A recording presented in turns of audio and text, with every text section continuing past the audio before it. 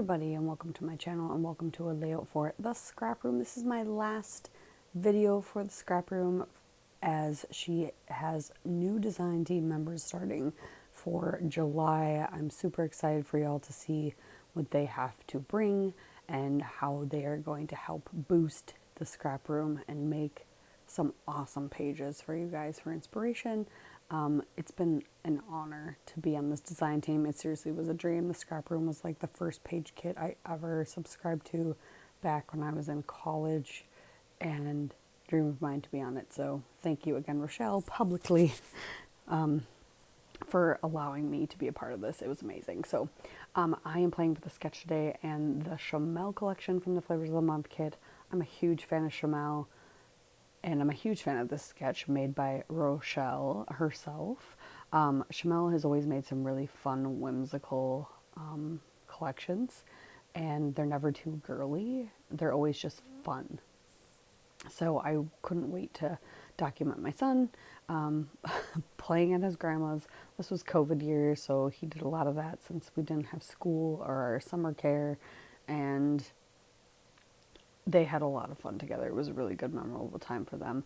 But he got to dig into all his old, his dad's old toys and other random toys that his older cousins had left from when they were younger as well. So lots of adventures and imagination was had during the summer of 2020, let me tell you.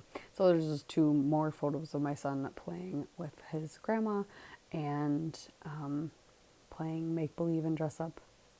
Had to document them, so I got, and I loved the blue cardstock that Rochelle matched with the Shimelle collection for this Flavors of the Month kit, so I had to really boost that, and I'm a huge fan of doing pattern paper backgrounds.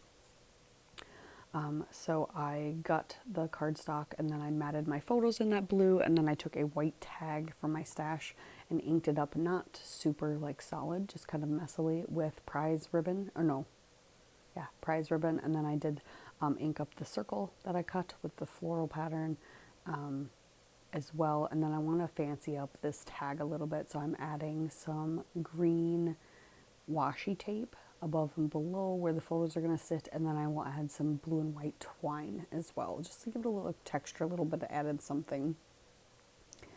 And then that will get popped up on foam, so that will stand up off the circle a little bit more. And with this collection, there were so many different patterns I could have chose from and that I wanted to use. And like I said, I really like a pattern paper background, so I opted to do this notebook background, which is gorgeous. The other side was that the one that was a bunch of cameras? It's not that I didn't like it, but I definitely preferred the notebook side. So then I'm using some of that green, wood green from the back side of the floral. So I'm going to use that for a couple strips that are in the sketch that go below the circle. And then there's another pattern that it reminds me of Saved by the Bell, but it's very 80s graphics, just like pop art on white, and so I'll ink that up as well, and that'll go, that'll be that other layer. But I cheat and I just cut some rectangles. I do accidentally cut the rectangles of that other white pattern slightly too small, and you can see it, but the one side you can see it really well, the other side gets covered up by embellishments. I forgot to add something to cover up the left side. You'll see here in a second what I'm talking about. I'm just splattering some more of that prize ribbon down just to add a little bit more to the background. But this is where I'm going to cut that next piece for the sketch, the bigger layer that goes in the middle, kind of behind, and because there's that lower layer below the circle, and then that second layer of photos second layer of paper. And I followed the sketch pretty closely, except for the portions. The proportions I was off. I did not measure, I just guessed, but I still like what I created, so that's really fun. And I love that the sketch was like, had a circle and it's tilted, just to add a little zhuzh, a little interest to the page. So yeah, here I'm tucking those in. I'm gluing this all together. I'm just waiting for the splatters to dry on the background. And this is where that becomes a problem, because then I can't tell how big it is on the page. So it actually is bigger than what it needs to be. And I will end up trimming some of it off, but it ends up being just like tiny corners. So it's not like it's a major trim or that we're losing anything. And you can still tell that I used the sketch to make the page. So no integrity was really lost, despite me making everything a slightly too big. But a lot of fun. There's tons of fun embellishments that come in the kit. I ended up getting some really fun ones. Stuck those all over the page as well. And so here you can see it's a little bit too big.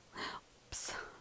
But yeah, lots of fun, like the little juice box and a gummy teddy bear, and then that cloud and that sun I loved, and then enjoy the little things, word bubble, and then the balloons. And so I hid the balloons behind something, so because I didn't need it to look like a balloon standing on something. So again, make your embellishments work for you, right?